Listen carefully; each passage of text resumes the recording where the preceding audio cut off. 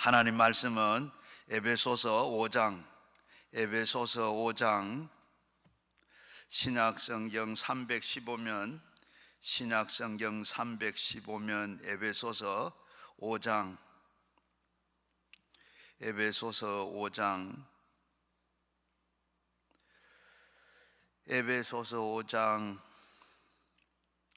신약성경 315면 에베소서 5장 17절부터 21절까지 한 목소리로 같이 읽겠습니다.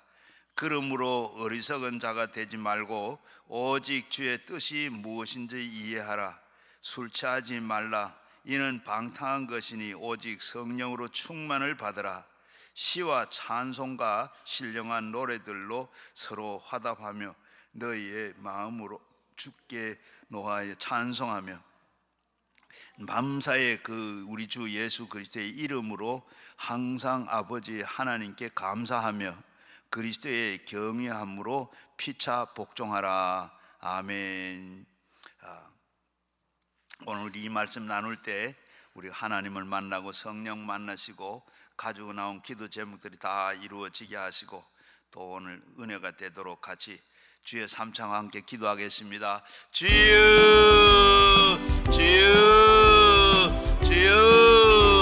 아버지 하나님 고맙고 감사합니다. 오늘도 아버지 하나님 저 거룩한 성일 저희들의 아버지 하나님 불러주어 주님 앞에 나오게 하여 주시니 감사합니다. 오늘도 아버지 하나님 전국 처소마다 오도 어디 주일로 지키고 오늘도 주일 지키게 하심을 감사하고 믿음으로 오늘도 처소마다 하나님께서 큰 은혜와 복을 주심을 주여 감사하고 번성과 찬하도록 하는 주심을 감사하고 오늘도 이 나라 이 민족을 하나님 불쌍히 여겨주시고 이 땅에 전쟁 없는 나라 되도록 도우시고 축복하시고 공산당 대 아버지 하나님 오늘도 열심으로 하나님 전 나라 전쟁은 하나님 손에 달려있다는 하나님께서 모든 것 맡아서 주관해 주시고 아버지 이 백성들을 아버지 주님 앞으로 인도해 내는 한국교회 되어지게 하시고 아버지 저 북녘 땅까지 복음을 전하여 아버지 하나님 통일 조국 되어서 세계를 선도하며 선도하는 나라 되도록 주여 은혜를 베풀어 주시고 저희들에게도 한없는 은혜와 은총을 베풀어 주셔서 아버지 하나님 그 역사가 나타나도록 주여 도와주시고 같이 해주시기만 간절히 빌고 원하오니 주여 불쌍히 여기시고 긍휼히 여기시고 온전히 하시고 아버지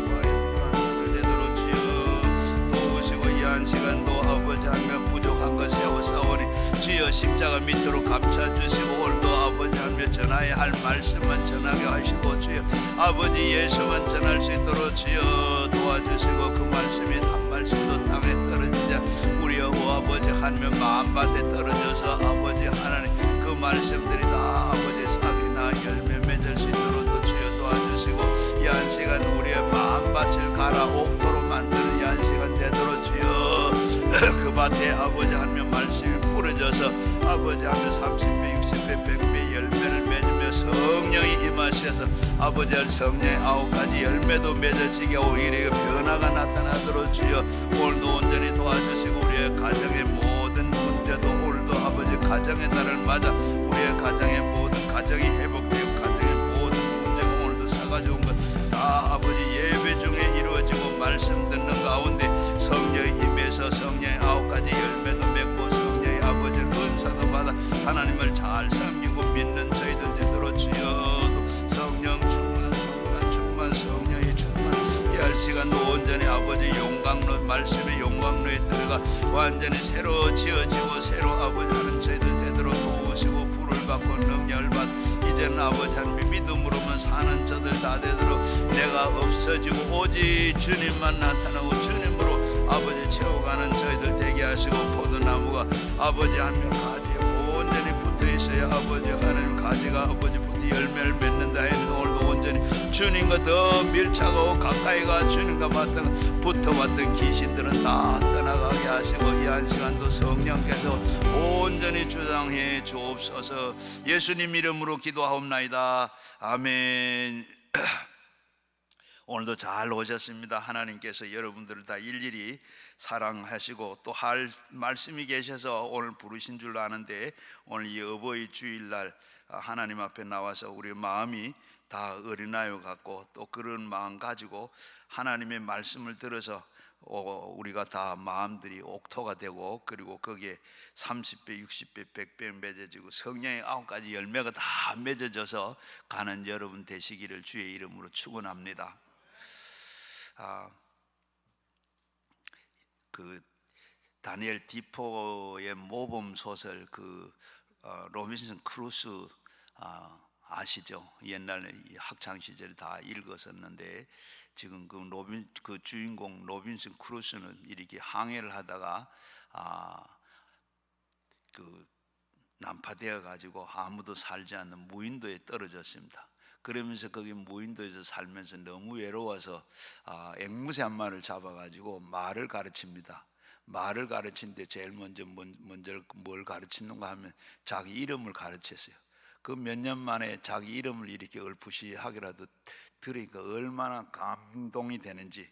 그래서 그 앵무새를 끌어안고 울었더라 하는 그런 얘기인데, 거기에 보면 로빈슨 크루스의 그 책에서 여러 가지 얘기가 많지만 그 가운데 하나 보면 사람은 인생은 혼자 살 수가 없다.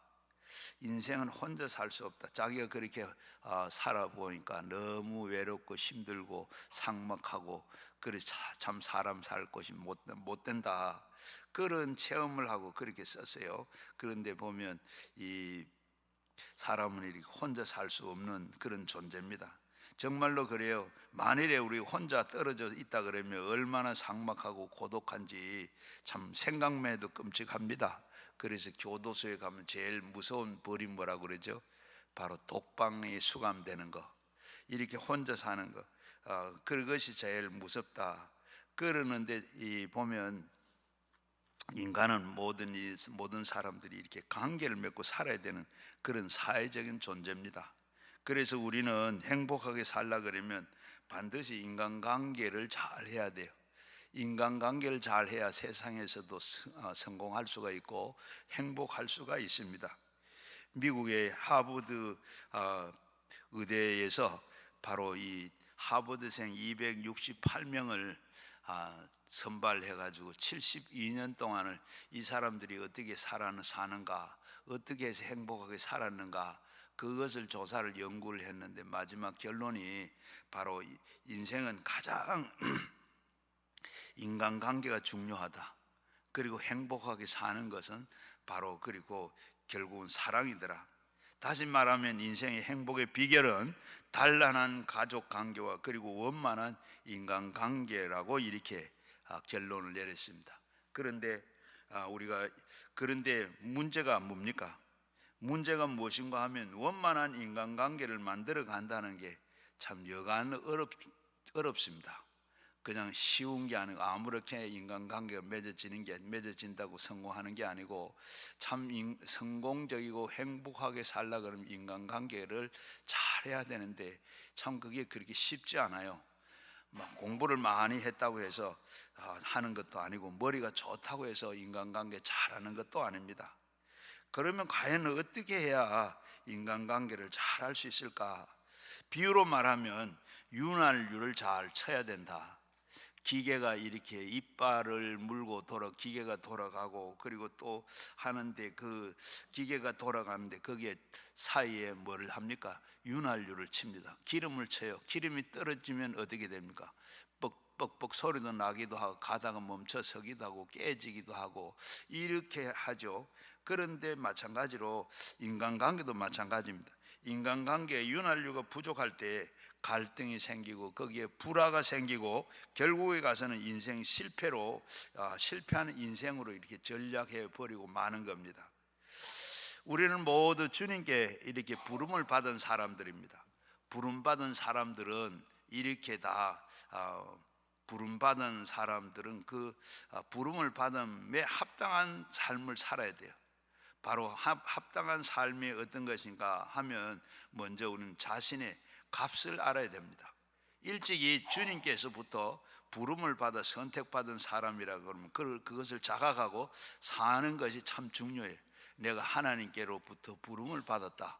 하나님께로 부름을 받은 사람, 구원받은 사람, 하나님의 사람이다. 그러면 우리가 이걸 자각하고 살면 우리가 신앙을 가지고 바르게 사는데, 그걸 잊어버리고 그냥 살면 세상 사람들과 달리 또 하나님 앞에 우리가 죄를 짓기도 하고 잘못될 수도 많이 있습니다. 그래서 우리는 내가 선택받았다 하는 것을 자각하고 사는 것이 중요해요.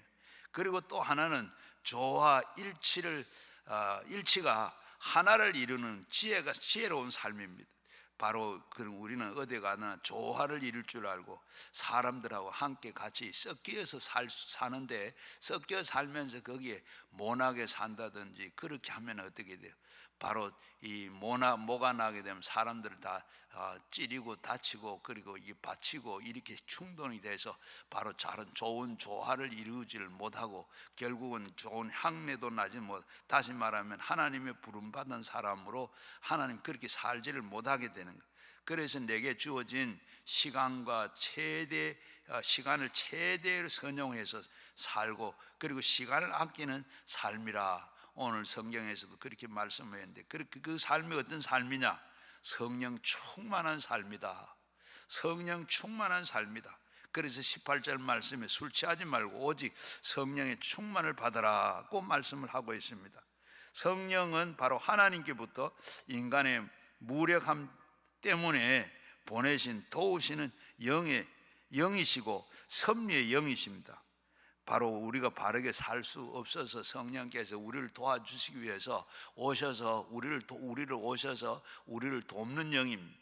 바로 성령이 충만해서 나타나는 현상이, 성령이 충만하게 되면 어떤 현상이 나타나는가? 몇 가지로 성경에 보게 되면, 먼저 성령 충만하게 되면 나는 하나님의 사람이다 이렇게 고백을 해요. 바로 우리가 내가 참 하나님 믿는 것을 자랑스럽게 어디 가나 누구나 나는 하나님의 사람이다 이렇게 말할 수 있는 것이 내가 하는 게 아니라 성령이 내게 들어오면 그렇게 자신 있게 그렇게 말할 수가 있어요. 또 그렇게 바로 성령 받은 사람은 바로 사는 게, 바로 제가 사는 게 아니고 성령이 살게 하시니까 사는 것 어디든지 가서 떳떳하게 내가 하나님의 사람이다, 하나님 믿는 사람이다 이렇게 이 얘기를 하게 되고, 그리고 누가복음 4장 18절 말씀에 보면 주의 성령이 내게 임하셨으니 그는 가난한 자에게 복음을 전파하려고 한다. 바로 이렇게 성령을 받고 나면 이렇게 내가 예수 믿는다고 믿지 않는 사람이, 가난한 사람에게, 믿지 않는 사람에게 이렇게 내가 복음을 전하게 된다. 그리고 이 2장 4절에 보게 되면 다 성령이 충만함을 받고 성령이 말하게 하심을 따라서 말하기를 시작하더라. 이렇게 또 성령을 받고 나면 방언까지 하게 되더라. 성령을 받고 나면 이렇게 방언을 하게 돼요. 성령을 받고 사도행전에 보면 2장에서도, 그리고 오순절 날 성령 받고 난 다음에 거기에 방언을 하게 되고, 그 다음 10장에 가서 보면 고넬료가 베드로를 청해서 하나님의 말씀을 듣고 나니까, 성령을 받고 나니까 그 다음에 거기 온 사람 전부가 다 방언을 했더라. 그리고 그 다음에 사도행전 18장에 보게 되면 에베소 교회에 가서 바울이 복음을 전하다가 거기 예수 안수를 하고 나니까, 거기에 성령을 받은 안수를 하고 나니까 모두 성령이 충만했는데 거기에 방언을 다 하게 되더라. 이렇게 성령을 받고 나면 방언을 하는 일은 은사를 나타나는. 또 그리고 마가복음 11장 11절 말씀에 보면 너희가 고난을 받았을 때 무슨 말을 할까 염려하지 마라. 너희에게 주시는 말만 해라. 그리고 말하는 이는 너희가 아니라 성령이 하신다. 우리가 참 예수 믿는 사람들 말 잘한다 하는 이 얘기도 역시 여기에 준하고 있습니다. 우리가 예수 믿는 사람 말 잘하고, 더 말 잘하는데 더 말 잘하는 게 뭐냐? 예수 전하는데, 예수를 전하게, 예수에 대한 말씀을 잘하게. 성령 받기 전에는 예수 자랑도 못하는, 전도도 못할 뿐만 말을 잘 못하는데 성령 받고 나니까 이렇게 말을 잘 하게 되더라. 신앙생활에 이렇게 영적인 생활입니다. 영적 생활에는 영에 사로잡혀서 생활하는 걸 말합니다. 성령이 내게 임하시면 주님이 내 주님을 내게 하나님으로 이렇게 고백을 하게 돼요. 우리가 바로 신앙 고백을 하는 게 성령 받고 나면 신앙 고백을 하게 돼. 제일 먼저 우리가 예수 믿을 때 성령 받고 나니까 고린도전서 12장 3절 말씀에 보면 오직 누구든지 성령이 아니면 예수를 주라고 할 수 없다 한 것 같이 우리가 성령이 들어오는 그때부터 성령이 예수에 대해서 말씀도 하게 되고 이렇게 말하게 하시니가 성령이라. 우리가 무슨 재주로 우리가 전도하겠습니까? 전도하는데 내가 전도하는 거 염려하지 마라. 내 속에 있는 성령이 말하게 하심을 따라 우리가 전도해. 여러분, 내가 아무리 전도해가지고 전도가 안 돼요. 그러는데 내 속에 성령이 역사를 하시면 그 심령을 움직이고 전도가 하게 되는 줄로 믿습니다. 그리고 신앙생활은 이렇게 영적인 생활은, 영적 생활은 바로 이렇게 영에 사로잡힌 생활을. 여러분, 신앙생활 하는 게 쉽습니까? 어렵습니까? 쉬워야 돼. 영이 우리가 내가 예수 믿는 사람 내 속에 뭐요? 내 속에 이 성령이 돌아가지고 내 속에 영이 돌아가지고 완전히 나를 완전히 주장하는 거예요. 완전히 주장하니까 어떻게 예수 믿는 게 쉬운데 내가 성령이 아니고 내가 신앙생활을 하려고 하니까 너무 힘들고 어려운 거예요. 여러분, 우리가 우리 교회 나오는 것부터가 어렵고 그 성령 안 받으면 못 나오는데 성령 받고 그리고 나오면 교회 오는 게 기다려지고 교회 나와서도 성령 찬송을 부르는데도 힘이 나고 재미가 있고 또 그리고 기도할 때도 그 시간이 가장 즐겁고 가장 귀하고 이런 거 우리가 다 신앙생활 힘들지 않아요. 그래서 아마 올해 신앙생활 진짜 신앙이 좋은 분들은 11조 하는 게 어려워요, 쉬워요? 당연히 하는 거니까 그죠? 있든지 있는 대로 아무 생각 없이 그냥 그 습관적으로 그렇게 하죠. 그런데 처음에는 11조 하는 거 아까 못하죠. 왜 못해? 바로 이거 이거 가지고 살아도 못 사는데 이것까지 거기 10분의 1을 띄면 어떻게 살아? 뭘로 살아? 그런데 하나님 다 살고 성령이 충만하면 이렇게 신앙생활이 쉬워지는 겁니다. 그 다음에 성령 충만하게 되면 알게 돼요. 알게 되는데 이 성령이 내게 임하시면 알게 되는 이런 은혜가 있습니다. 뭘 알아요? 요한복음 16장 13절 말씀에 진리 영이 오시면 그가 너희의 모든 진리 가운데 인도하시리니 장래 일을 너희가 알리라. 바로 이렇게 진리를 우리 알아. 나는 길이요 진리요 생명이 나로 말미암자 아버지께로 올 자가 없다. 아버지께로 올 자가 없다 하는데 지금도 어떻게 해요? 다 절에 가는 사람들 또 안 믿는 사람들 이런 사람들은 다 그걸 몰라서 우리가 성령 받고 나면 저절로 이렇게 하나님을 알게 되고 이렇게 진리를 알게 돼. 이런 진리를 알게 되면 여러분들은 아마 이제 죽었다가 뭐 깨나도 여러분 예수 믿을 사람 예수 믿어야 구원받고 예수 믿어야 천국 간다. 여러분 이게 신앙 아닙니까? 그런데 이게 성령 안 받고 안 받은 사람, 안 믿는 사람은 그거 뭐 아무 믿어지도 알 일도 없고 그래요. 이렇게 진리가 우리를 알게 되고 그리고 그 다음에 사도행전 2장 4절 말씀에 보면 성령이 충만을 받고 성령이 말하게 하심을 따라서 말하기를 시작한다. 아까서 방언을 말한다고 그랬죠. 이렇게 우리가 그런 것도 알 뿐만 아니라 로마서 8장 26절에 보면 성령도 우리가 연약함을 도우시나니 우리가 마땅히 빌 바를 알지 못하나 오직 성령이 말할 수 있는 탄식으로 우리를 위하여 친히 간구하시니라. 우리가 기도하는 것도 늘 보면 우리가 기도하는 건 내가 이런 기도해야지 하고 기도하는데 기도하다가 보면 다 마치고 나면 어때요? 내가 생각하지 않는 그런 기도를 많이 하는 걸 보게 돼요. 써서 읽는 거 외에 그냥 내가 하나님 앞에 기도하다가 보면 하나님께 내 기도를 도우시고 인도하시는 걸 우리는 성령께서 우리가 빌 바를 뭘 구해야 되는지 알지 못한 그렇게 가르쳐 주시고 그렇게 하더라. 그리고 요한복음 14장 26절에도 보게 되면 성령 가르치고 생각나게 한다. 성령은 바로 가르치고 생각나는 있게 하는 거예요. 공부하는 학생들은 또 우리가 이 성령 충만을 받으면 가르치고 생각나는 은사가 있어요. 여러분 성경을 읽었는데도 여러분 보십시오. 성경을 우리가 성경을 외운 것도 아니고 그러는데 어떻게 기도하다가 보면 또 아니면 내가 살다가 보면 누가 이렇게 또 이야기하다가 보면 생각지도 않는, 외우지도 않는 말씀, 성경 말씀이 내 입에서 술술 나와요. 이게 뭡니까? 바로 성령께서 가르쳐주고 생각나게 하시는, 생각나게 해서 가르치는, 바로 우리 학생들에게 이 은사를 꼭 받았어요. 여러분도 다 하고 있고, 특히 공부하나, 옛날에 대전에 원종수 권사, 여러분 간증 들어보셨죠? 그가 바로 이 엄마가 참 시장에 나서 그 자판을 하고 그런 엄마인데, 새벽 기도를 그렇게 열심히 댕기고, 그리고 새벽에 기도 갔다 와서 자다가 보면 이마에 그냥 찬 물이 뚝뚝 떨어지기도 하고, 그래서 또 어떨 때는 뜨거운 물이 떨어지기도 하고, 이거 왜 이런가 했더니 엄마가 와서 그 아들 붙잡고 안수하고 기도해주고, 그리고 새벽 기도 자기 나와. 그냥 별로 공부를 못했는데 나중에 서울대학 의대를 들어갔어요. 의대를 들어갔는데 어떻게 돼? 시험 치러 가니까 미리 집에서 어제 공부했는 그걸 시험지를 딱 받아보니까 그게 그대로 다 나와 있더래요.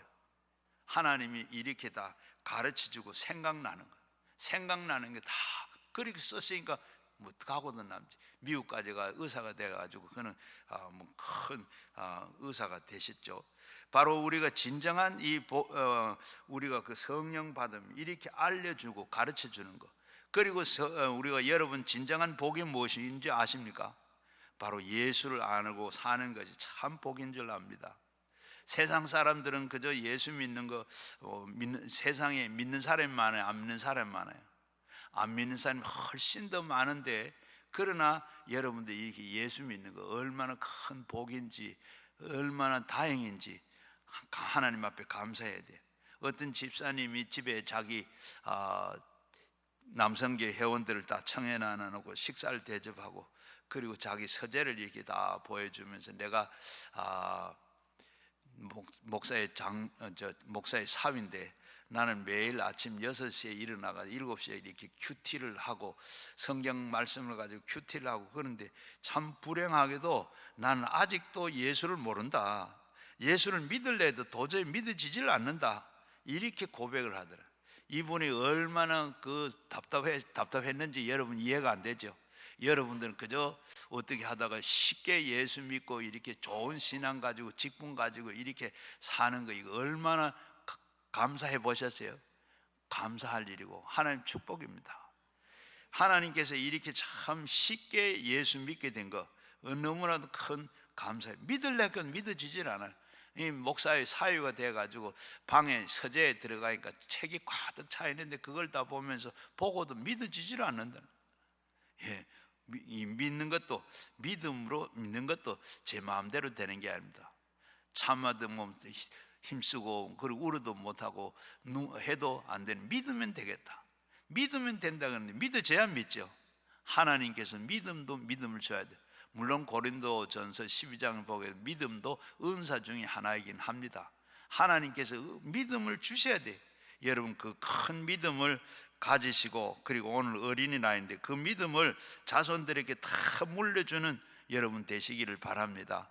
구약 성경에 보면 아주 참 하나님이 인정하는 그런 왕인데, 그 밑에 다음 왕은 그렇게 악한 왕이 되고, 그 악한 왕 밑에 또 그렇게 신앙이 좋은 요시아와 같은, 그런 히스기야, 요시아 같은 이런 왕들이 자손이 나와요.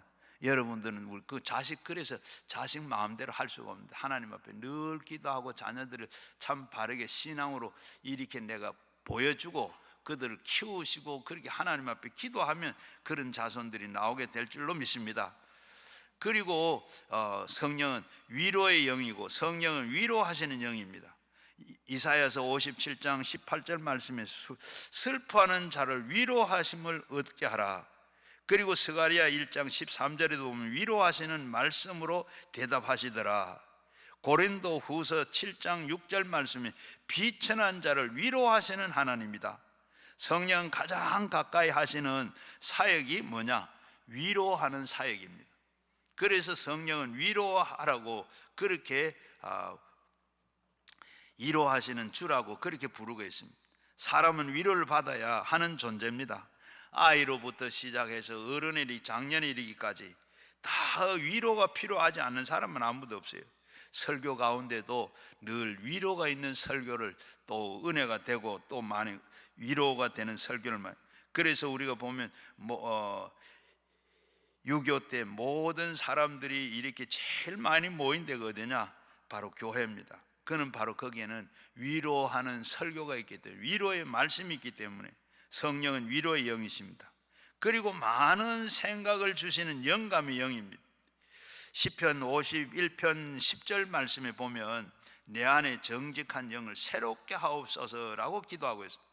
열왕기하 2장 9절에도 보면 당신의 영감이 내게 갑절이나 더하게. 엘리사를 따라다니던 엘리야를 보고 엘리야가 승천하기 직전에 너 왜 이렇게 따라다니냐?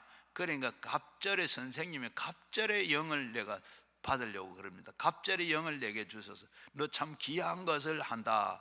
여러분, 우리가 갑절의 영, 바로 우리는 갑절의 영을 받아야 돼. 바로 그리고 열왕기상 22장에 보게 되면 아합이 이 아람 나라가 전쟁을 하게 됩니다. 그 전쟁을 하게 되는데 이 아합은 선지자 400명을 불러놔 놓고 그래 내가 전쟁에 나가면 죽겠느냐 살겠느냐 물었습니다. 그런데 이 선지자들이 다 모두가 다 살 것이라고 전쟁에 나가라고 그랬습니다. 그때 이 남왕국의 여호사밧이 와서 이 400명 말고 다른 이 선지자는 없나? 그러니까 하나가 있다. 하나가 있는데 늘 좋은 말을 하지 않아서 내가 부르지를 않았다. 그래서 불러라. 그러니까 여호사밧이 불러라. 그러니까 불려서 왔습니다. 불러서 왔는데 이 불러서 완 그 이 선지자가 미가 선지자입니다. 미가 선지자인데 내가 전쟁에 나갈까 말까. 그러니까 이 미가야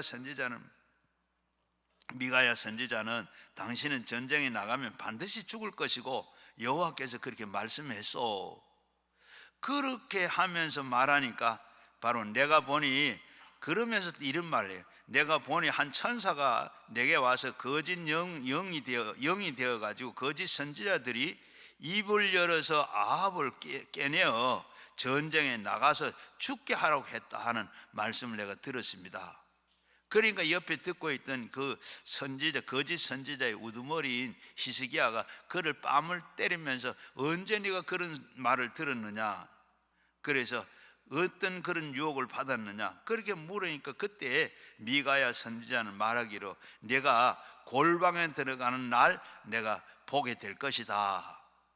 바로 이렇게 성령은 우리에게 당장 지금 보게도 하실 뿐만 아니라 멀리도 이렇게 보게 하시는 하나님.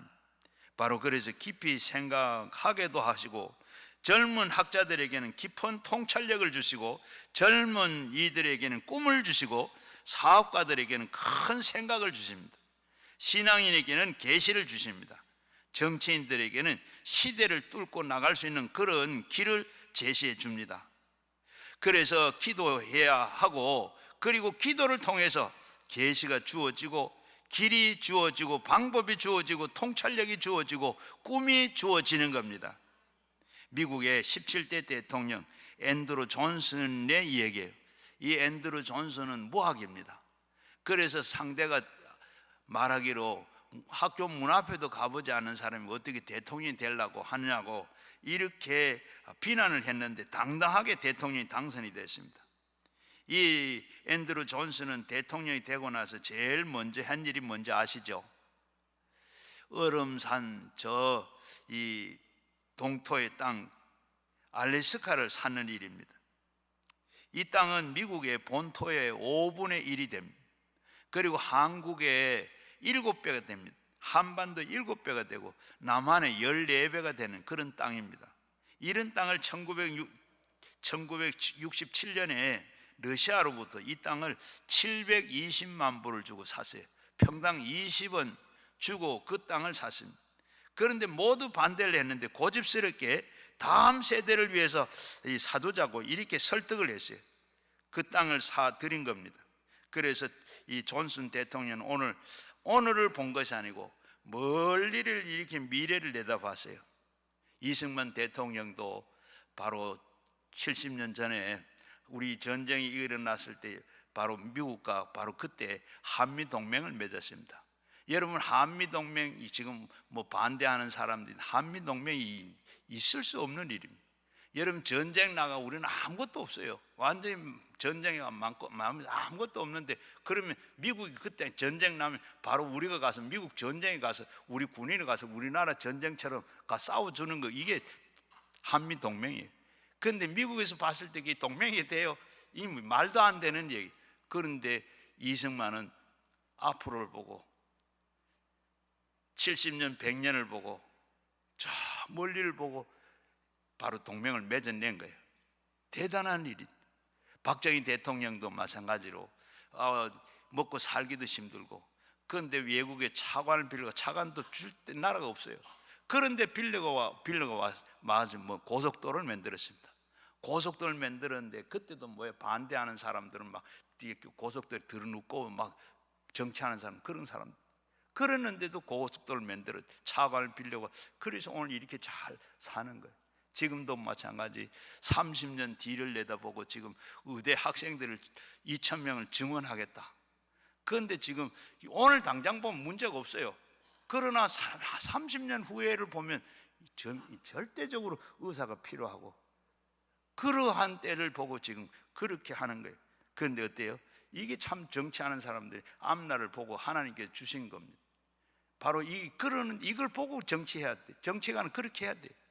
그런데 어떻게, 얼마 전에 보니까 국민에게 25만 원을 다 주겠다.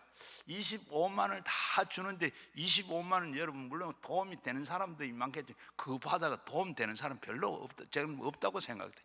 그런데 그게 어떻게 하늘에서 내려와 자기가 주는 겁니까? 우리나라 빚이 얼마인지 아세요? 우리나라 빚이 1127조예요. 1127조라면 여러분 얼마 되는지 상상이 돼요? 저는 상상도 안 돼요. 얼마가 되는지. 우리나라 빚이 1127조라니까. 그러면 우리나라 1년에 총 예산이 얼마인데요? 얼마죠? 600조입니다. 600조. 빚이 우리나라 예산은 배나 돼요. 그리고 25만 원씩 주자한 이 사람들이 어떤 사람이에요?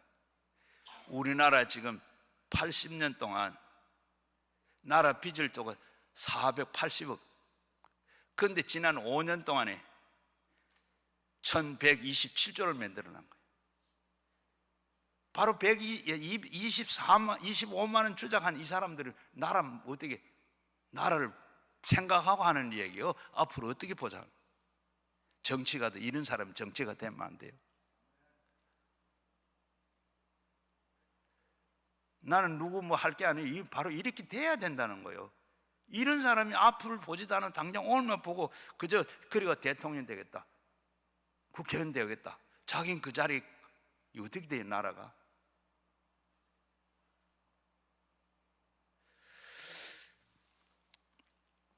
존슨 대통령은 오늘을 본 게 아니고 멀리 미래를 본 거예요. 하나님이 주시는 그 생각을 대부분이 멀리 보는 눈을 가지게 합니다. 먼 훗날을 위해서 보고 미래를 또 그리고 생각할 수 있게 합니다. 여러분 아이들 보고 공부해라. 왜 공부하라 그래요? 지금 당장 노는 게 좋은데 멀리 앞으로 공부 안 하고 그렇게 하면 어떻게 돼요? 뭘 하든지 공부를 해야지. 그래서 공부하라 하는 거죠. 요엘 선지자는 내 영이 만민에게 부어주리니 너희 자녀의 장래의 일을 말할 것이요 너희 늙은이는 꿈을 꾸며 너희 젊은이는 이상을 볼 것이라. 이것이 바로 성령이 하는 일입니다. 바로 능력 주실 뿐만 아니라 성령은 무능력한 자에게 능력을 공급해 주십니다. 사도행전 2장 4절에도 보면 다락방에서 성령이 강림하여 모든 성령이 충만을 받고 성령이 말하게 하심을 따라서 다른 언어로 말하기를 시작하니라고 했는데 모두 방언을 하기 시작을 했어요. 사도행전 2장 43절에도 보면 성령 충만을 받고 난 뒤 모든 사람이 성령을 통용하여 나누어 주었다고 했습니다. 사도행전 1장 8절에도 보면 성령이 너희에게 임하시면 너희가 권능을 받고 예루살렘과 유다와 사마리 땅끝까지 이르러 내 증인이 된다고 했어요. 바로 이 힘은 모두 성령이 나와 연합할 때 발생하는 겁니다. 나의 가냘픈 그 힘을 강한 성령의 힘이 연합되어서 더해지면 나는 옛날의 내가 아니라 능력의 사람이 되는 것입니다. 소년 다윗이 물맷돌 하나로 골리앗을 부쉈습니다. 그렇게 부수는 데는 그게 그때가 아니고, 우리가 성경을 보게 되면 하나님이 사무엘에게 이새의 집에 가서 그 아들 중에 하나를 기름을 부어라. 그래서 사무엘은 기름을 준비해 가지고 이새의 집에 갔습니다. 11 아들을 다 이렇게 다 봤어요. 사무엘은 처음에 아들 머리에 기름을 부으려가 아니다. 그리고 둘째도 셋째도 10번째도 다 아니고 마지막, 그래서 이새에게 물었습니다. 또 없느냐? 저 지금 들판에 양을 치고 있는 막내가 하나 있다. 데리고 와라. 그러니까 보니까 바로 성령이 임해서 바로 여기에 부라. 다윗에게 기름을 부었어요. 기름을 붓고 난 뒤에 그때부터 어떻게 해요? 능력이 나타난 겁니다. 사무엘상 16장 13절 말씀에 사무엘이 기름병을 가져다가 다윗의 머리에 부으니 그날이 이후에 다윗은 여호와의 영에게 크게 감동이 되었더라. 그래서 다윗은 바로 이스라엘 자기 형님들을 비롯해서 이스라엘 군대가 다 골리앗 앞에 벌벌 떨고 있는데 그 앞에 나가가지고 골리앗을 향해서 너는 창과 단창을 가지고 나오나 나는 만군의 여호와 이름으로 나간다. 양칠 때 막대기 그거 들고 가서 그렇게 큰 소리로 그렇게 하고 나갔어요. 이건 사람의 힘이 아니에요. 사람의 소리가 아니에요. 사람이 하는 일이 아니에요. 하나님께서 그 안에 계신 성령님이 임해서 성령님이 하게 하신 줄로 믿습니다. 성령님 내게 임하시면 내 힘이 이렇게 배가가 돼요. 나는 능력이 아무것도 없습니다. 그러나 예수님이 성령님이 내게 오시면 내가 이렇게 100% 골리앗을 넘어뜨린 다윗과 같은 사람이 되는 줄로 믿습니다. 이렇게 성령이 오시면 지음받은 사람을 새 사람으로 이렇게 만들어줘요. 미국의 애리조나주의 그 피닉스에 가면 감옥에 한 죄수가 이를 갈고 있는 죄수가 있었어요. 나를 이렇게 여기에 감방에 넣게 했는 이 사람들 내가 나가게만 하면 다 죽일 것이다. 날마다 이를 갈고 그 출소하는 날을 기다렸어요. 그런데 드디어 출소하는 날이 되었어요. 나오자마자 바로 권총을 준비했어요. 권총을 사가지고 그래 이제 내가 다 나를 감옥에 그렇게 보낸 사람들 내가 다 죽일 것이다. 그리고 다시 들어가 살 것이다. 그렇게 생각하고 그 때를 기다리고 그러는데 어느 날 주일이 됐어요.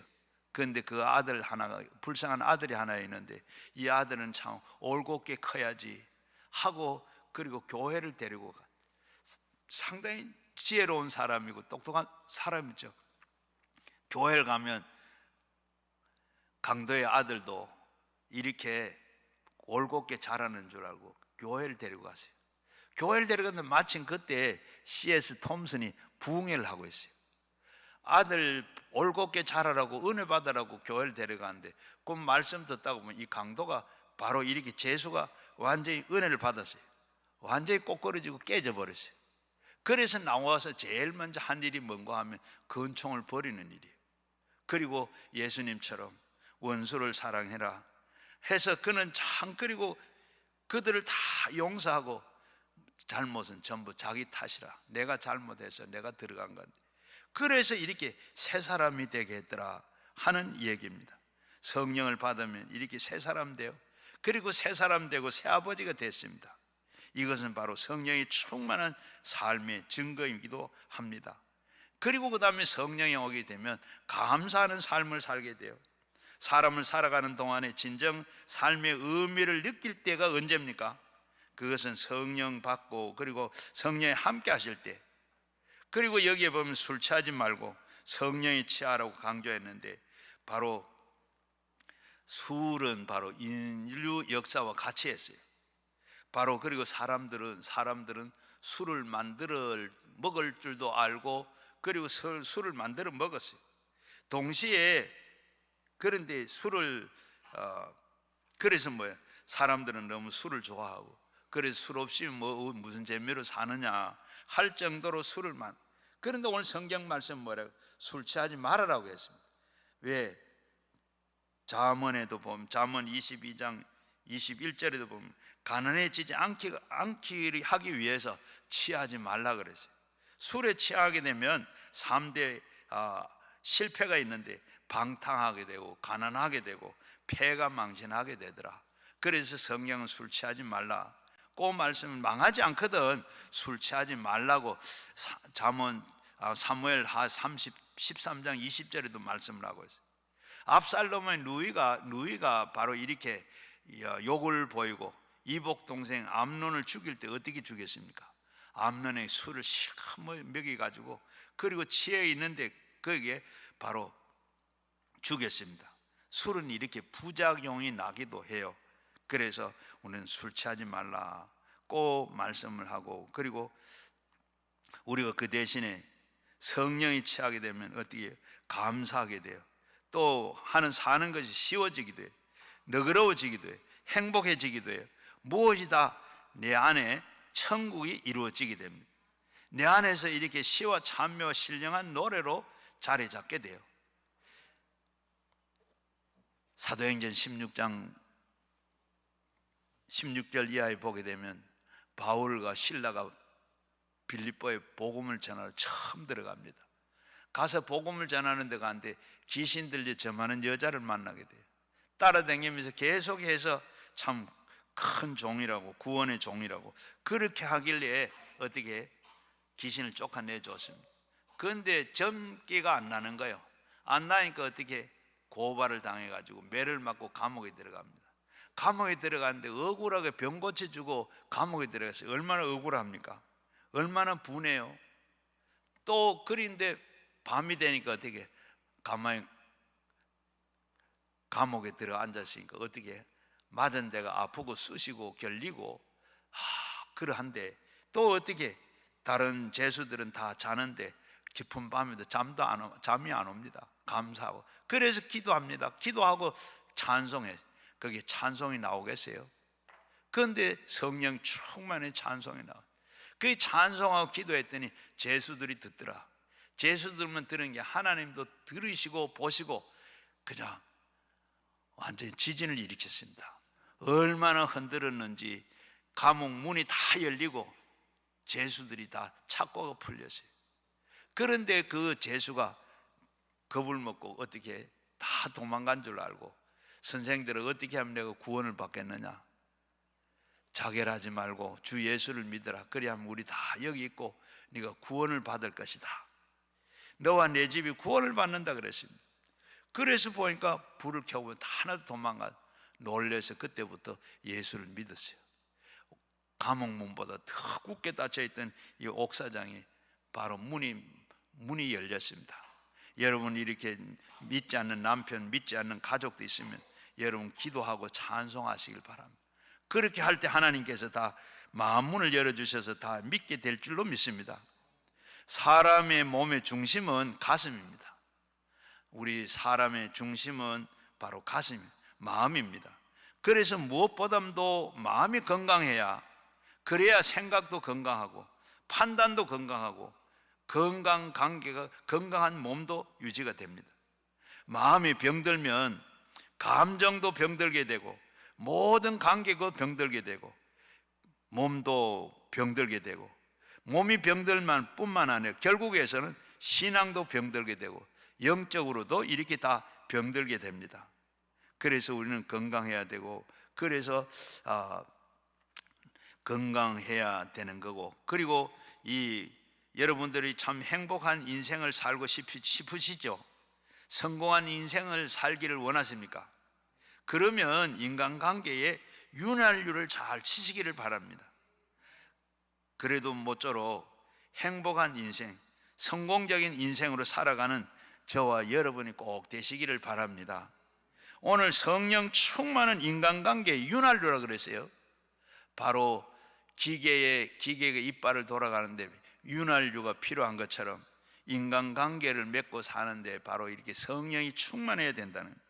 오늘 18절 말씀에 보면 술 취하지 말고 이는 방탕한 것이니 오직 성령의 충만을 받으라. 왜 이렇게 술에 취하라고 그리고 성령과 같이 언급을 했는가? 바로 그 결과는 완전히 상반되지만은 현상은 유사합니다. 바로 현상이 뭐죠? 취하는 것은 똑같아요. 술에 취하는 거나 성령에 취하는 건 똑같은데 결과는 완전히 상반됩니다. 어떻게? 술이 취하고 나면 어떻게 돼요? 술에 취하는 것도 인격, 술에 완전히 지정의가 완전히 거기에 컨트롤 하지만은 성령에 취하면 우리도 성령이 우리를 완전히 컨트롤 하는 거죠. 한마디로 말하면 이렇게 이 성령과 술에 취하는 것은 그 과정은 현상은 유사하나 결과가 완전히 상반된다 그랬는데 바로 이 술 취하는 사람은 어떻게 돼요? 다른 사람이 술 취하게 되면 결국에 가서는 방탕하게 되고 천박한 인격이 되고 그리고 실패하는 사람이 됩니다. 그런데 성령에 취하게 되면 끝에 가서 어떻게 돼요? 천사와 같이 예수님과 같이 고상한 인격을 가지게 되고 성공하게 되는 줄로 믿습니다. 이래서 우리가 성령 충만을 받으면 우선 하나님과의 관계가 바로 원만하게 돼요. 성령 받고 나면 하나님을 앞에서 알게 되고 진리를 안다 그랬는데 하나님의 성령 받고는 하나님하고 바로 관계가 바로 회복이 돼요. 이 하나님과의 관계가 바로 안 되면 이 관계가 안 되면 모든 것이 해봐야 아무것도 안 해요. 여러분 신앙생활도 하나님하고 이 관계가 바로 돼야지 이거 바로 안 되면 뭐예요? 그리고 저절로 우리가 그 관계가 잘 되면 저절로 찬송이 나오고 감사가 나오는 거예요. 아까 앞에서 말씀드린 사도행전 16장의 그 빌립보에서 바로 바울이 그런 거예요. 바로 그리고 더 나아가서는 성령 충만하면 인간관계가 좋아집니다. 21절에 보면 그리스도를 경외하면 피차 복종하라. 서로 복종하라. 서로 복종하라 그랬습니다. 여기에 피차 복종하라는 이 말씀은 서로 존중하고 사랑하라는 뜻입니다. 이건 명령이기도 하지만은 내 힘과 내 노력으로 실천할 수 있는 게 아닙니다. 성령이 충만을 받으면 억지로 하지 아니하고 성령의 능력으로 저절로 되게 됩니다. 성령이 내 마음속에 역사하면 먼저는 예수 그리스도를 경외하게 돼요. 따라서 주님을 사랑하게 됩니다. 그 사랑으로 자연스럽게 이웃을 사랑하게 돼요. 완전한 십자가를 이루게 되는 겁니다. 바로 하나님과의 관계가, 그 관계가 바르게 되면 바로 십자가가 바로 우리가 바로 서로 너와 나 사이가 바로 돼. 바로 그게 우리 두 계명이죠. 새로 된 계명이고 예수님께서 십계명을 주신데 십계명에서 첫째 계명에서 네 번째까지는 바로 하나님과 이 관계, 그리고 4계명부터 그 다음에 10계명까지는 전부 이웃과 관계. 그걸 바로 3계명에서 뭐래? 하나님을 사랑하고 이웃을 내 몸같이 사랑해라. 바로 이렇게 완전히 관계가 회복이 됩니다. 그래서 마태복음 22장 23절 37절에도 보면 예수께서 이르시되 내가 마음을 다하고 목숨을 다하고 뜻을 다하고 내 하나님을 사랑하였으니 이것이 곧 크고 첫째 되는 계명이니 둘째 계명은 이와 같은 것이라 내 이웃을 내 자신과 같이 사랑하셨으니 이는 내 계명의 그 율법과 온 이 선지자의 강령이라. 바로 위대한 계명이라고 부르고 있습니다. 먼저는 대신관계, 그리고 진심으로 사랑하고 그 다음엔 대인관계, 이웃을 자기의 몸처럼 사랑하라고 하는 말씀입니다. 바로 그 가운데서 바로 거룩한 삼각관계가 이루어집니다. 삼각관계는 바로 이렇게 인간의 세상이 삼각관계는 아주 복잡하고 나쁜 것이지만 성령 안에서 하나님의 이 거룩한 삼각관계 너무 좋은 겁니다. 좋은 관계를 만들기 위해서는 성령의 인도를 서로 사랑해야 합니다. 그러니까 어떻게 정리하고 있습니까? 그렇게 좋은 인간관계를 만들어 갈 수가 있다는 겁니다. 성령의 인도로 서로 사랑하게 되고, 성령의 삼위일체 되신 그 삼위의 하나님께서, 하나님은 영이시고 동시에 예수님도 영이시고, 다시 말하면 예수님과 동시에 동일하신 분이 예수님을 설명하기로 어떻게 해요? 요한복음 14장 16절에 보면 내가 아버지께 구하겠으니 그가 또 다른 보혜사를 너에게 주사 영원토록 너희와 함께 하시겠다. 26절에는 보혜사 곧 아버지로부터 내 이름을 보내신 성령은 너희에게 모든 것을 가르치고 내가 너희에게 말한 모든 것을 생각나게 하겠다. 바로 예수님은 보혜사입니다. 예수님이 보혜사인데 예수님께서 다른 보혜사를 보내주시겠다. 예수님께서는 그것이 곧 너희에게 유익하기 때문에 나는 다시 아버지를 가고 아버지께 말해서 내가 다른 보혜사를 너에게 나와 똑같은 보혜사를 너에게 보여주겠다. 그런데 예수님은 여기 와서 하늘나라로 가시지만 이제 오는 그 보혜사는 너와 영원히 함께 있겠다. 그 보혜사는 바로 성령님께서 우리에게 오셔서 영원토록 예수님을 대신자로 대신해 오셔서 예수님이 하신 일을 다 하시면서 대신해 오셔서 영원히 우리와 같이 하시겠다. 여러분, 예수님이 가르쳐준 인간관계의 원칙이 무엇입니까? 예수님이 가르쳐준 인간관계, 마태복음 7장 12절 말씀에 보면 그러므로 무엇이든지 남에게 대접을 받고자 하는 대로 너희도 남을 대접하는 이것이 율법이고 선지자라. 바로 이건 또 우리 산상수훈에서는 황금률이라 그럽니다. 대접을 받고자 하거든 대접을 받을 마음이 있으면 대접을 먼저 해라. 예수님은 바로 그런 분이십니다. 예수님은 오셔서 바로 그렇게 내가 섬김을 받을 용기하는 섬길로 왔다. 그런 예수님이 이렇게 말씀을 하셨어요. 오늘 성령의 능력으로 죄성을 우리는 다 제거하고 주님의 뜻대로 우리의 인격이 변화된 이런 말씀을 우리가 실천해야 하는 겁니다. 그래서 바울은 무엇보다 먼저 성령을 받으라고 증거를 하고 있습니다. 성령 충만을 받으면 성령의 인도하심 따라 내가 먼저 변하고 모든 인간관계를 사랑과 실천으로 섬김의 실천을 하게 됩니다.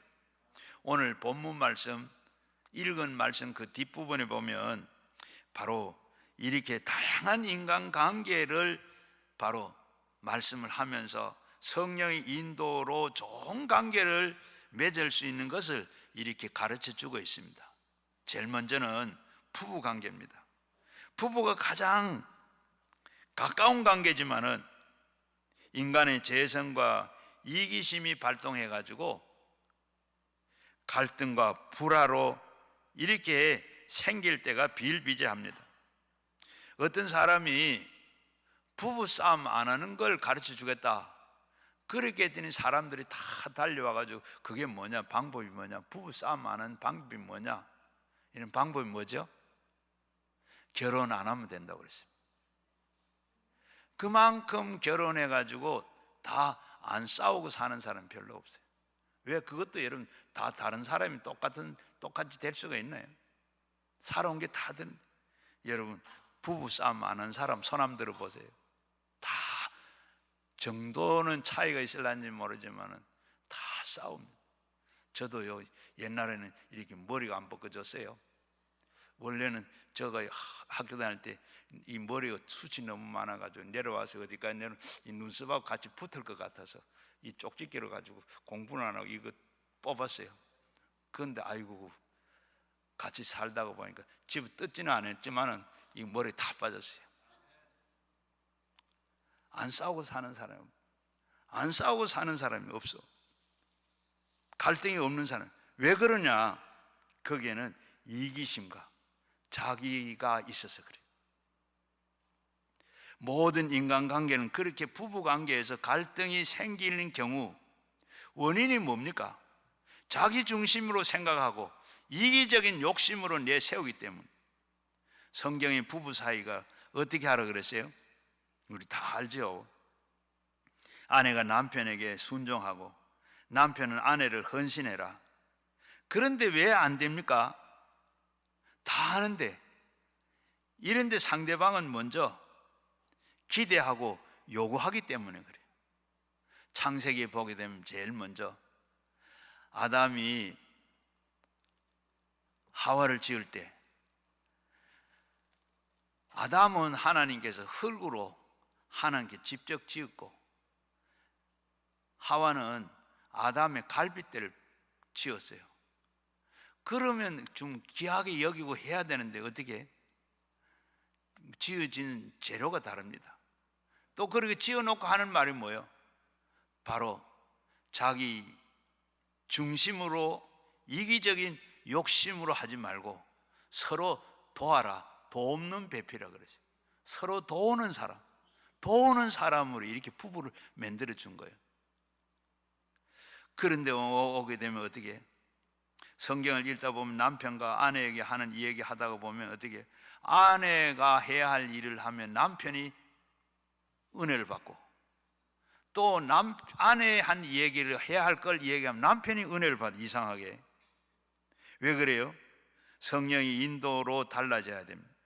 상대방은 기대하는 요구하지 말고 먼저 내가 할 일을 해야 돼요. 그게 주님의 뜻입니다. 그런데 이상하게도 엉뚱하게 상대방이 주시는 말씀의 은혜를 받아요. 에베소서 여러분 5장 22절에서 24절에 보면 아내에게 주는 말씀인데 남편들이 이 대목에 가서 은혜를 받더라고. 25절에 이하에 보게 되면 남편에게 주는 말씀인데 아내들이 그 대목에 가서 은혜를 받더라고요. 엉뚱한 데서 은혜를 받으니까 상대방에게 요구만 하게 되죠. 여러분 기억하시길 바랍니다. 크리스찬의 윤리의 특징은 상대방에게 요구하기 전에 내가 먼저 하는 겁니다. 내가 먼저 하는 거. 그게 주님의 사랑으로 실천하는 겁니다. 주님은 우리에게 주님의 충성한 후에 십자가에 달렸습니다. 우리가 충성했을 때 그때 예수님께 십자가 달렸어요? 그렇지 않죠. 우리가 죄인 되었을 때, 죄인 가운데 있을 때 예수님이 십자가에 먼저 달려 돌아가셨습니다. 그것을 바로 우리는 기억해야 돼요. 바울은 그것을 기억하라고 말합니다. 22절에서 24절 아내들이여 자기의 남편들에게 복종하기를 주께 하듯 하라. 이는 남편이 아내의 머리됨을 그리스도께서 교회의 머리된 것 같으니 이는 바로 몸을 구주시니라. 그러므로 교회는 그리스도께 하듯 아내들은 범사에 자기 남편에게 복종해라. 여기에 중심이 뭐죠? 중심 단어가 뭡니까? 주라고, 주라고 하는. 아내는 주님에게 하듯이 남편에게 순종해라.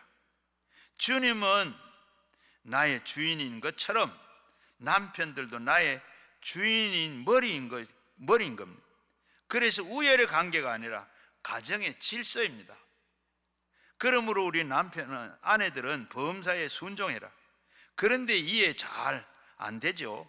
그러니까 우리가 성령이 충만해야 되는. 그럼 남편도 변화되고, 남편이 변화되면 그때 가서 이렇게 나도 그래가면 변하지. 이러면 평생 안 되는 겁니다. 그래서 이어서 보면 25절 그리고 28절에서 29절 한번 보세요. 25절은 뭐 남편들아 아내를 사랑하기를 그리스도께서 교회를 사랑하시고 그의 교회를 위해서 자신을 주신 것 같이 하라 그래요. 교회에게 하는 것 같이 하되 그리고 교회를 위해서 자신을 주신 같이 해라. 28절 말씀은 이와 같이 남편들도 자기 아내를 사랑하기를 자기 자신과 같이 하라. 자기가 아내를 사랑하는 자는 자기를 사랑하는 것이라. 곧 29절에 보면 누구든지 언제든지 자기의 육체를 미워하지 않고 오직 양육하여 보호하기를 그리스도가 교회께 함 같이 해라. 교회 안에서 남편들은 교회에서 하는 것 같이 사랑하고, 그리고 아내들은 바로 죽게 하는 것 같이 그렇게 해라. 남편은 아내를 사랑하되 주님은 십자가를 희생하신 것처럼 그렇게 헌신적으로 사랑하라는 겁니다. 아내가 내 말을 잘 듣기를 바라기 전에 성령의 인도로 먼저 잘 해주기를 줘야 된다는 거예요. 그러면 달라집니다. 주님이 그러면 책임져 주죠. 바로 거울의 법칙입니다. 거울의 법칙. 여러분 어때요? 거울이 먼저 웃는 거 봤어요? 내가 먼저 웃어야 거울이 웃습니다. 우리가 먼저 부부 관계는 먼저 내가 먼저 해주기 전에 해줄 것을 바라고 하는 게 아니고 내가 먼저 헌신하고, 아내는 남편에게 순종하고 먼저 순종하고 복종하고, 남편은 그리스도가 교회를 사랑하는 것 같이 먼저 그렇게 사랑해라. 내가 예수님이 내가 충성하고 봉사하고 헌신했을 때 주님이 그거 보고 십자가에 달린 게 아니야. 먼저 아직 내가 죄인 됐을 때 그때 예수님께서 나를 위해서 십자가에 달려 죽으셨어요. 먼저 이렇게 내가 희생하시고 먼저 봉사하고 먼저 내가 드리는. 그 다음에는 부모 자식 간의 관계입니다. 부부의 관계, 그 다음에 이 부모 자식 간의 관계. 부모 자식 간의 사이에는 갈등이 만만치 않죠. 자식의 입장에서 보게 되면 부모의 기대가 참 그 요구가 얼마나 많은지 모릅니다. 다른 부모처럼 잘해주면 내가 효도하지, 내가 다른 부모처럼 잘해주면 내가 공부 더 잘하지. 그런데 부모는 어떻게 해? 부모 입장은 또 자식에 기대하는 경우가 많습니다. 다른 자식들처럼 공부를 잘해봐라, 그러면 내가 다 해줬지. 다른 자식들처럼 효도 왜 못하느냐, 이런 생각만 하고 있으면 역시 어떻게 평행선을 이룹니다. 불화와 갈등이 생깁니다. 그러므로 상처를 주고 맙니다. 그래서 어떤 아들이, 아버지 왜 아버지는 이건희 회장처럼 그렇게 안 됐어? 그래서 그렇게 됐으면 내가 좀 덕을 볼 건데. 그러니까 아버지는 뭐라 그래요? 야, 너는 손흥민처럼 그렇게 됐으면. 여러분 이렇게 하면 그게 평행 관계, 절대로 관계가 회복이 안 돼요. 자, 그리고 우리 자녀들은 장성해서 결혼한 후에 더욱 복잡해집니다. 우리나라는 전통적으로 고부지간에 문제가 심각했죠. 그런데 장서 갈등은 전통적으로 서부 유럽에만 있는 줄 알았대요. 그런데 우리나라도 이제는 날이 갈수록 점점 더 심해져 갑니다. 그 이유가 뭐죠? 내 중심으로 생각하고 판단하고 요구하기 때문에 그렇습니다. 어떤 맞벌이가 있었어요. 30대 맞벌이가 있었는데 이 남자가 맞벌이가 하는데 아내가 헐 막 힘들어하고 바빠하고 막 그래서 내가 설거지는 내가 해야 되겠다. 그렇게 하고 설거지를 먹고 나면 꼭 설거지는 남편이 다 해요. 그렇게 다 하다가 보니까 어떻게 손에 주부 무좀이 생겼어요. 그래가지고 자기 엄마에게 얘기했어요. 엄마에게 이렇게 하다가 보니까 이렇게 무좀이 생겼다. 그러니까 엄마가 하는 말이, 이 못난 자 당장 때려쳐. 그런데 그걸 가지고 장모에게 얘기했더니 장모는 뭐라 그래요? 아이고 우리 사이 참 예뻐라. 그러면서 고무장갑을 사주더랍니다. 똑같은 사람이 똑같은 일인데 왜 부모들이, 엄마가 보는 데 입장이 왜 그래요? 거기에 어디까지나 모두가 다 어때요? 모두가 다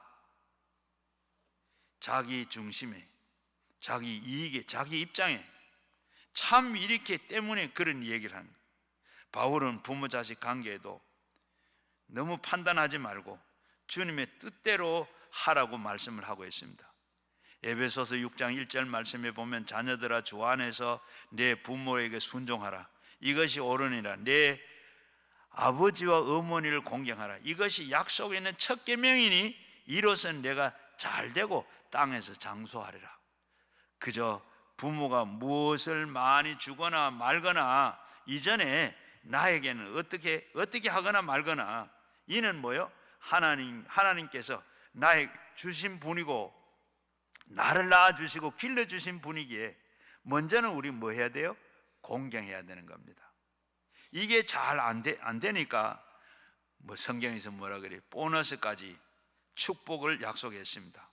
4절 말씀에 보면 내 부모들에게 주신 말씀인데, 바로 이렇게 보너스까지 부모에게 잘하면 거기에 장수하고 바로 형통하는 축복을 약속했어요. 우리는 그 전에 먼저 내가 있고 나를 낳아주시고 길러주신 분이기 때문에 나에게는 부모라 세상에 두 분 없습니다. 한 분밖에 없어요. 그 부모님을 나는 그저 무조건 공경하고 사랑하고 존경하고 해야 합니다. 그러면 어떻게 해요? 장수하게 되고 형통하게 되고 복을 받게 된다. 이 가정의 달을 맞아서 부모들에게 참 가신분을 할 수 없거니와 또 살아있는 다른 어른들 또 그리고 섬기면 됩니다. 또 그리고 그 다음 6장 4절 말씀에 보면 부모에게 주시는 말씀입니다. 내 아비들아 너희 자녀들을 노엽게 하지 말고 오직 주의 교훈과 훈계로 양육해라. 부모는 자식을 잘 되고 못 되고 이전에 먼저 하나님의 뜻대로 잘 양육하라 그랬습니다. 하나님께서 주셨지 내가 만드는 거 아닙니다. 그래서 하나님 주신 뜻이 뭔가? 만일에 부모님이 이기적인 생각이나 욕심에 좌우하지 말고 자녀를 분노하게 하지 말고 갈등과 불화로 하면 부작용이 생기게 돼요. 가족 관계에서 문제가 생기는 것은 어떻게 해요? 마음의 상처도 있게 되지만은 더 나아가서는 모든 일이 꼬이게 되고 그리고 삶 그 자체가 흔들리게 됩니다. 자녀들을 잘 길러야 되고 자녀들에게 스트레스 주지 말고 이렇게 자녀들이 잘 되도록 해야 돼요. 바로 그 한 예는 테니스 스타 마르티나 힝거스의 이야기입니다. 마르티나 이 힝거스는 당대에 아주 테니스 신동이라 할 정도로 대단한 선수였습니다. 그는 윌링턴 대회에서 오래전에 세계 랭킹 1위예요.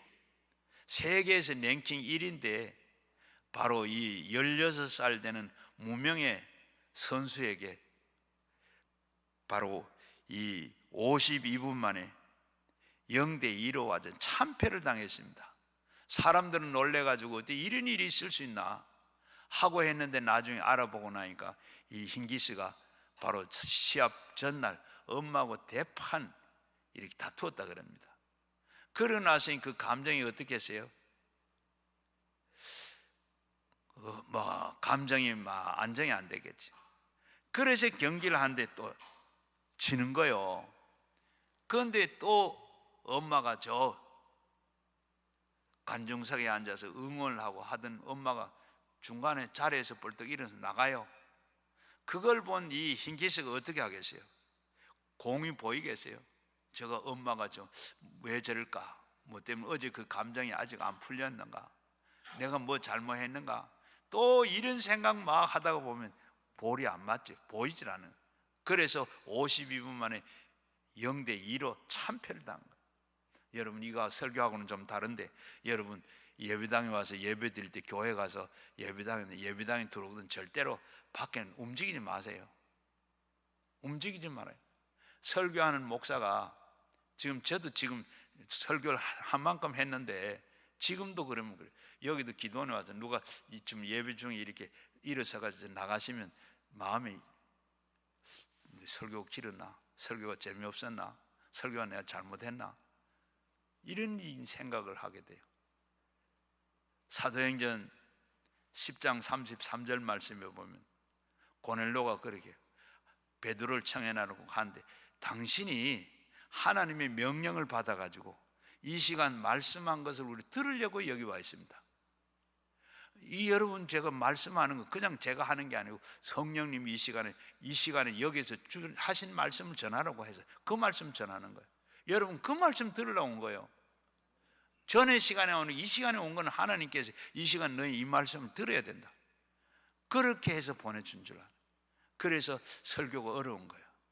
여러분 예배당에 들어오거든 교회 가셔서도 절대로 움직이지 마십시오.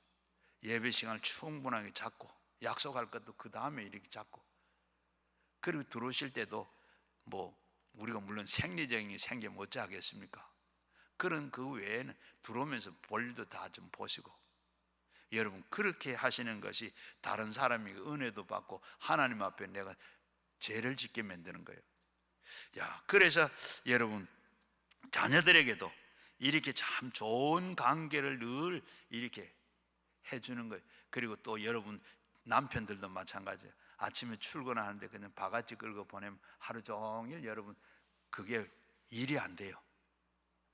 일이 안 돼요. 남편이 성공하고 내가 행복하고 살라거든 어디 나갈 때 그렇게 하지 마십시오.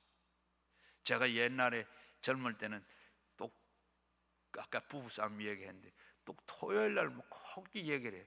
진짜 뭐 하고 나면 그 다음에 설교고 뭐고 내일 가기도 싫어. 그런데 가야 되잖아요. 그래서 나중에는 토요일 날은 우리 아직 좀 신경 쓰이는 얘기, 그런 얘기는 하지 말자. 여러분 꼭 그래요.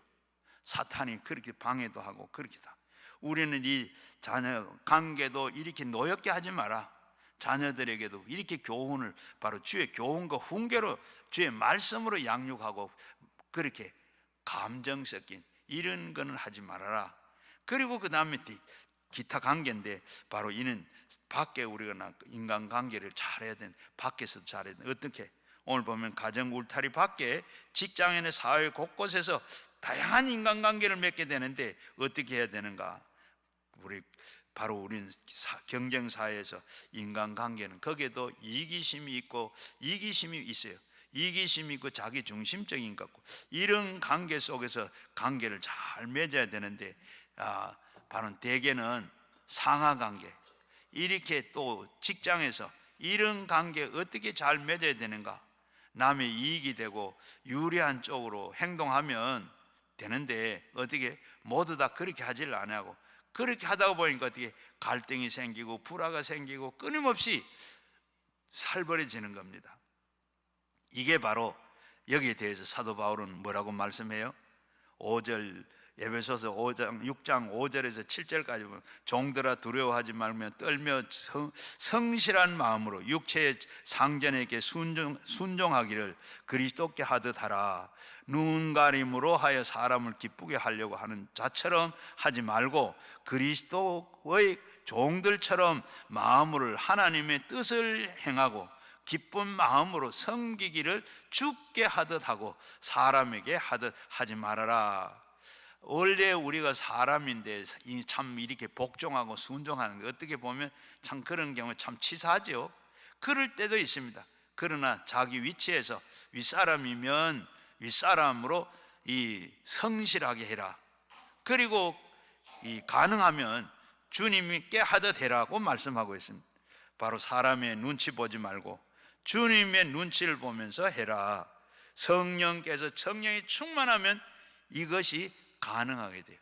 바로 사람에게 하는 게 아니라 주님께 하듯이 하는 것. 성령이 충만하면 이것도 다 가능한 줄로 믿습니다. 어느 은행에서 있었던 일이에요. 바로 인턴 사원이 그저 동전을 바꿔주는 일이에요. 동전을 바꿔주다가 보니까 어떻게 바로 짜증나요. 돈 바꿔주는 동전 세리고 하는 게 참 짜증이 나요. 그렇게 다 동전을 바꿔주고 나니까 이 노인이 그 다음에 주차권을 내놓으라 그래요. 주차권 내주는 게 참 아깝지요. 그래서 이 신경질 내면 짜증을 냈습니다. 그러면서 거절을 냈어요. 그랬더니 어떻게 했어요? 바로 이 노인이, 이 할아버지가 은행에 있는 자기의 잔고를 다 뺍니다. 다 빼고 나니까 어떻게 빼다가 보니까 바로 이 지점에서 제일 많이 잔고가 많은 분이에요. 그래서 그걸 알고 지점장이 나와서 손발을 싹싹 빌고 했는데 그때 벌써 때가 늦은 거예요. 이렇게 바로 그로 인해서 바로 인턴 사원은 잘려버렸습니다. 여러분, 이처럼 우리가 너무나도 안타까운 일이죠. 누구나 다 친절하게 돼야 됩니다. 좋은 일이든 어려운 일이든 인격적으로 감정적으로 하지 말고 그렇게 하게 되면 우리는 큰 실수를 저지르게 돼요. 또한 큰 우리나라의 큰 외국인 회사인데 거기에 여성이 처음으로 이렇게 이사가 됐어요. 그래서 인터뷰를 합니다. 기자가 인터뷰를 어떻게 해서 이사가 외국 회사에서 이렇게 처음 이사가 됐습니까? 그러니까 복사를 잘해서 그런 것 같습니다. 복사를 잘해서 처음에 이 회사에 입사를 했는데 복사를 해라 그래. 이거 내가 복사하려고 이렇게 공부도 하고 이렇게 시험을 쳤나? 그만두려고 하다가 그래 말단에 안 하면 누가 하겠는가? 그래서 마음을 다시 먹고 이렇게 그때부터 복사기를 깨끗하게 정리를 하고, 그리고 복사를 할 때마다 아주 규격에 맞게 아주 깨끗하게 잘 그렇게 복사를 참 할 수 있는 데까지 다 해. 그렇게 했더니 사람들이 다 복사 잘한다고, 이 복사는 누가 했나 하면 누가 해도 다 그 사람이 한 것처럼 그렇게 알도록 최선을 다해서 이렇게 했더라.